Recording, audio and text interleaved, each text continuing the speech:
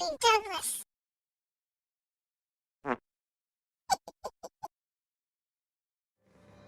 Hello everybody and welcome to another edition of Humpy Douglas Gaming. Today we've got KSP Episode 3, the Tourmalet Telescope.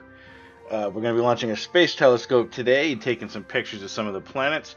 We've also got a new team member joining the KSP team. So why don't you get ready and let's do this. So before I begin the mission, I wanted to answer some people's questions on what mods I'm running. There were some people on Reddit that wanted to know what mods I was using in my videos. So I figured I'd put them in the video descriptions and they wouldn't all fit. And as you can see, this is a pretty long list. So I tried to put all the mods that I was just using as part of the main mission in the video in that list so they could at least see the main mods I was using. And even that was kind of a pain to do. So I figured I would just post them in the video here. You can go full screen and pause it and then you can take a screenshot. You'll have the list of all the mods I'm using. So I'm currently running KSP version 113 64-bit. Which is required for this many mods. You need the 64-bit version of Kerbal to run this many mods. They take up a lot of RAM.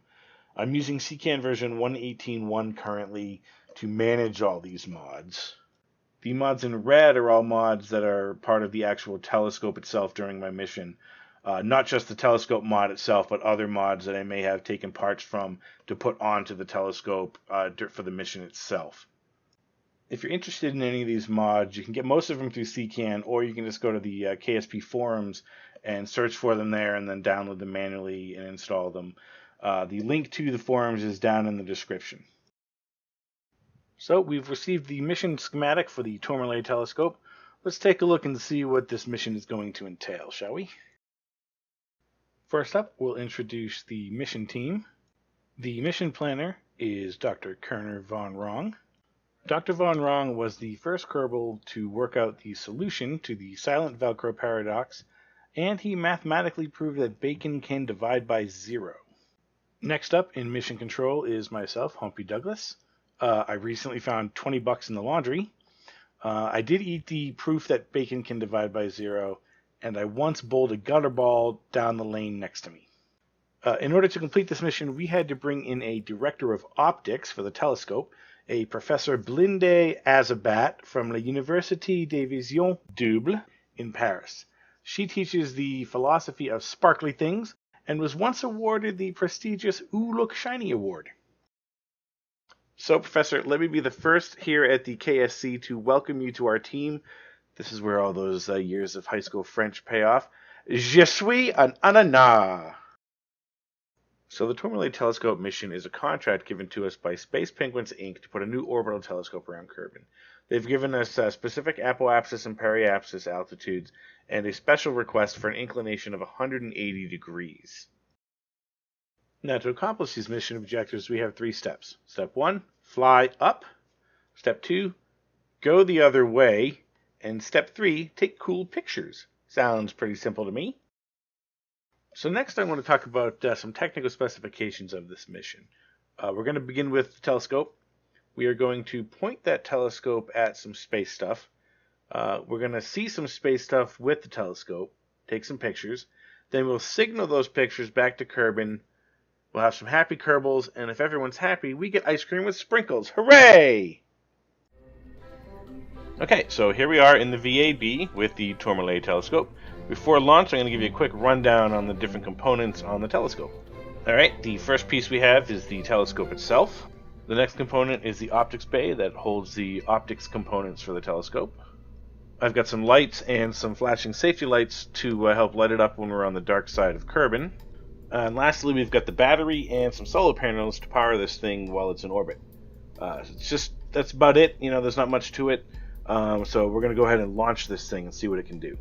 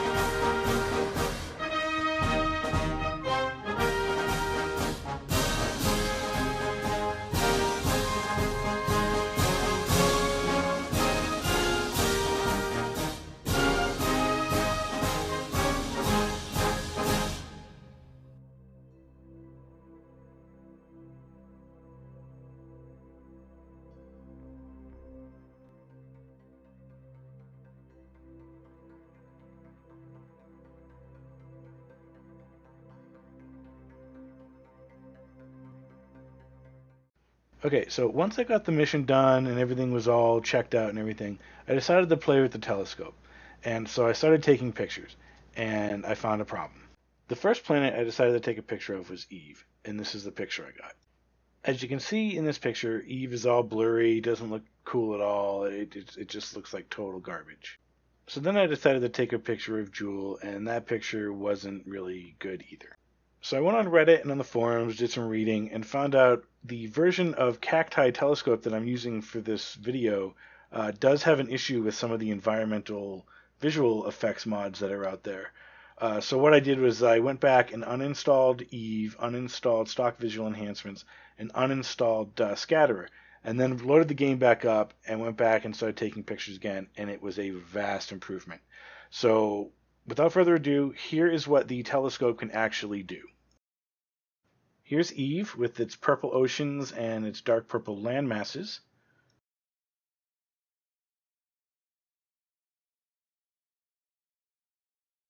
So here's a zoomed out picture of Jewel with a few of its moons. It's pretty cool. A lot better than the picture before.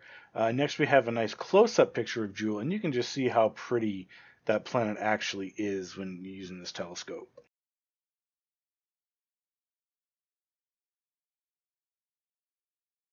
Here's a nice shot of Duna and its one moon Ike. This was the best shot I could actually get of Duna because by the time I started moving around and playing more at the telescope, the Mun had actually gotten in the way of Duna. But I did get some pretty good shots of the Mun. So here's a nice far away picture of the Mun. It looks pretty good. I mean, it's not too detailed there, but when I get a more close-up picture with the telescope, it actually looks a lot better. So here we have a really good close-up of the Mun. You can see all the craters and mountains on the surface. So this telescope mod is actually a pretty good mod. It gives you a pretty good way to take pictures of these planets and moons in the Kerbin system. Here's a good shot of Kerbin's second moon, Minmus. Little green Minmus there all by himself out there. And lastly, I have Kerbin. Looks pretty cool. It's pretty colorful through the telescope. It's not as cool looking as I would like it to look though, because I had to uninstall, Eve and Scatterer and all my environmental mods. And it looks a lot better when it does have clouds and whatnot. So hopefully this mod gets updated at some point, and then we'll be able to take some really cool screenshots of it. So yeah, there we go.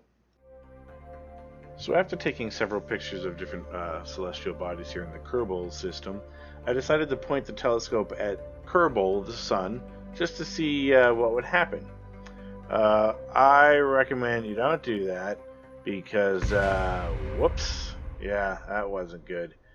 Yeah, here's the telescope. It's up there. Now it's broken. But download this mod and have some fun and take some cool pictures. So we'll see you next time in the next episode. Thanks for watching, guys.